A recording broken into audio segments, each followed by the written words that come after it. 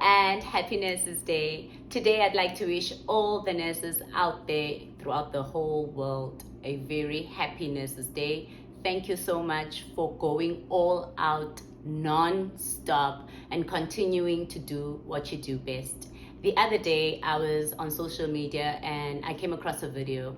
So this video is of a person playing as a recruiter to potential candidates, and the job description and requirements that he was going over and the reactions that were received by these potential candidates was just gave me a bit of like, yeah, I can resonate to this.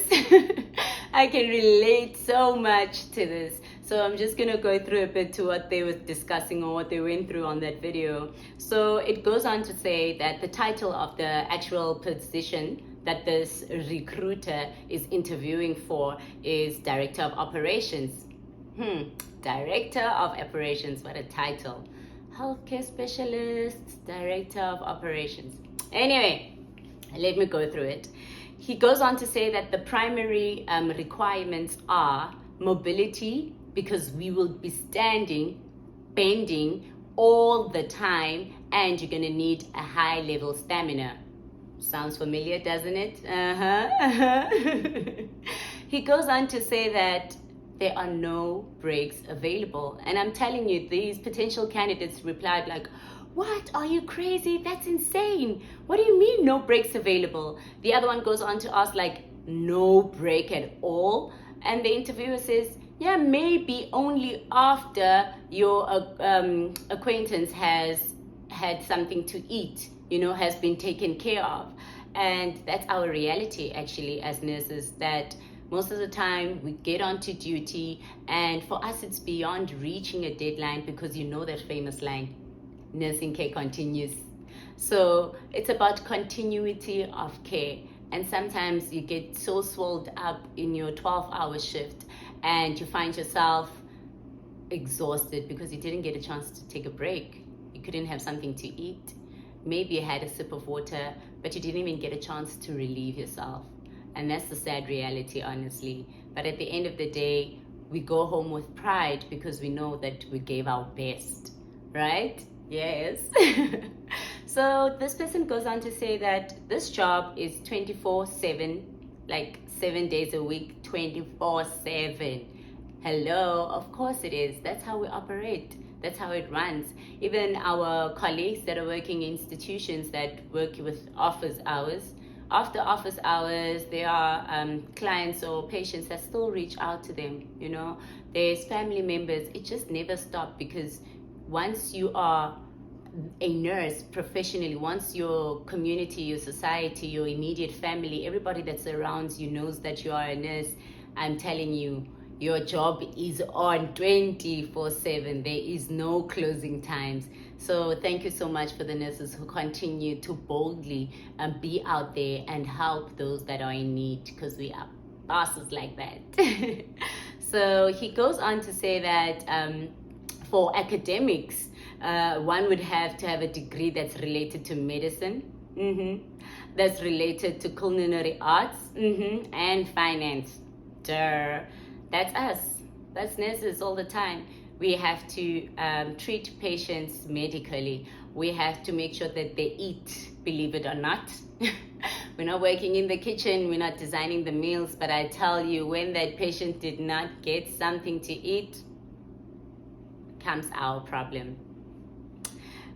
This guy goes on to say that one needs to have excellent negotiation and interpersonal skills.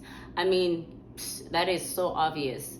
Interpersonal skills, we integrate and work with people from all walks of life, the rich, the poor, the educated, the misinformed. Every single day of your life you are engaging with people that are different. So you need to have good interpersonal skills and be able to communicate with all these different people that we work with. He goes on to say that you need to have excellent negotiation skills, because I'm telling you this, a person might walk into a healthcare institution themselves willingly, but they will still need you to negotiate with them to agree to the interventions and care plans that are going to benefit them. Can you imagine that? But we do it with pride, because this is what we do, right? team nurses. This person goes on to say that the working environment is chaotic, and it does get chaotic from all kinds of influences, stresses, and factors, external and immediate within our profession.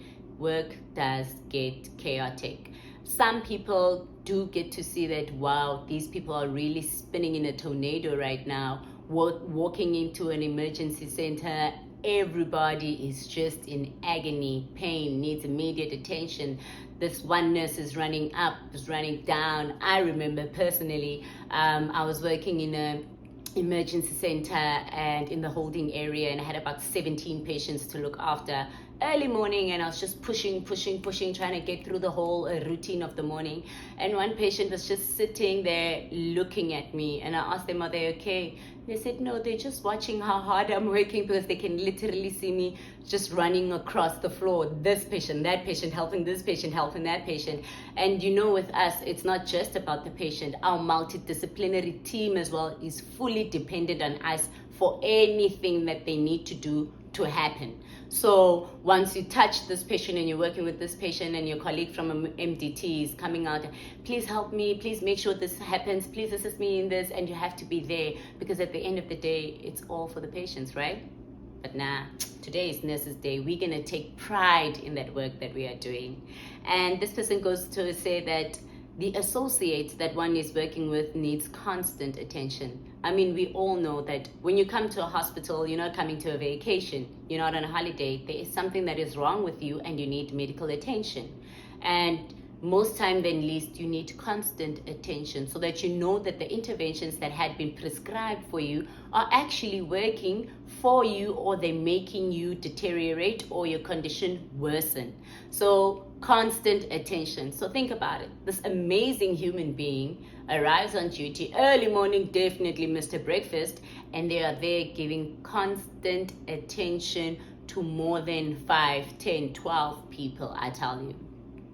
And he says that this recruiter says in this interview, you might need to consider giving up your life, because there's no vacation days, no vacation with family, and the workload goes up in demand, most especially during holidays. And I can relate to this. The last Christmas, unfortunately I wasn't home the last Christmas, but the Christmas before, I was at work. And I'm thankful for my family, because, you know, during Christmas, it's the whole dinner and everybody's just happy, warm, family loving vibes. And I had to rush back home. I got to my dad's place and everybody was still awake. You know, my plate of food was waiting for me and the spirits were still high and jolly. But the reality is I wasn't there the entire day. I got there like 8 p.m. in the evening after spending 12 hours at work. So yes, we do not get the opportunity to be with our loved ones as much as we would like to, because we always put our profession ahead. That's why we are amazing people, darling. We are great people. So when the potential candidates heard about this part, that you need to sacrifice your family vacations and you won't be seeing your family and there's no breaks, their responses were like, what? That's insane. That's inhumane. It's almost cruel, almost a sick, twisted joke. Imagine if we were to say that it's almost a sick, twisted joke that we are unable to be there with our families for important days. I know somebody close to me that nearly missed a graduation of their daughter. Like their firstborn is having a graduation and they're not being permitted the opportunity to go and celebrate. It was painful. It was seriously painful, but luckily the right people got a message from God, touched their heart and allowed her to go. But that's the sacrifices we make on a daily. We miss out very important moments.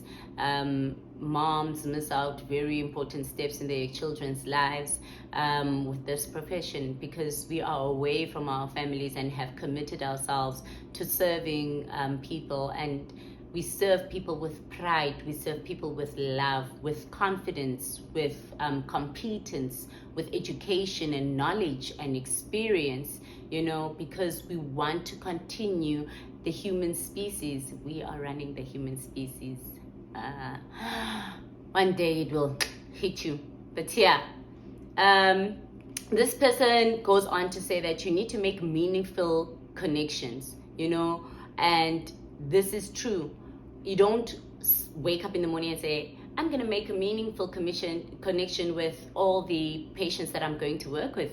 No, you get there and the scenario is not like the one in the textbook where it's just vital signs that are not in average ranges, or it's just a diagnosis that's presenting themselves. It's an actual human being that has a life, that has a livelihood, and anything that is affected by them being in the hospital automatically affects you as their healthcare specialist or nurse.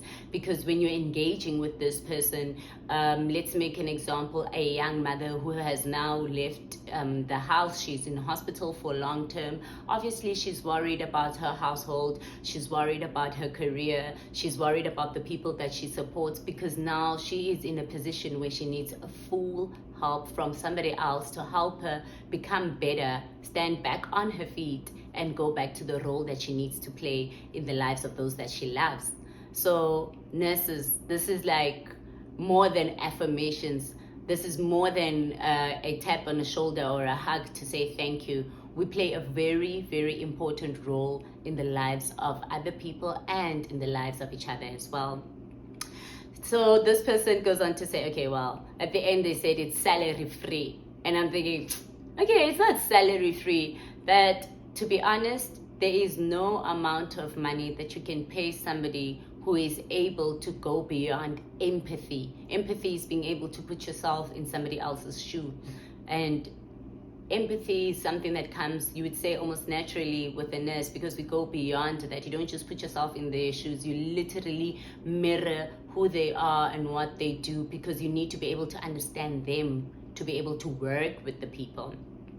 So, and they said that the feeling you get from helping all these associates, which are the patients, is immeasurable.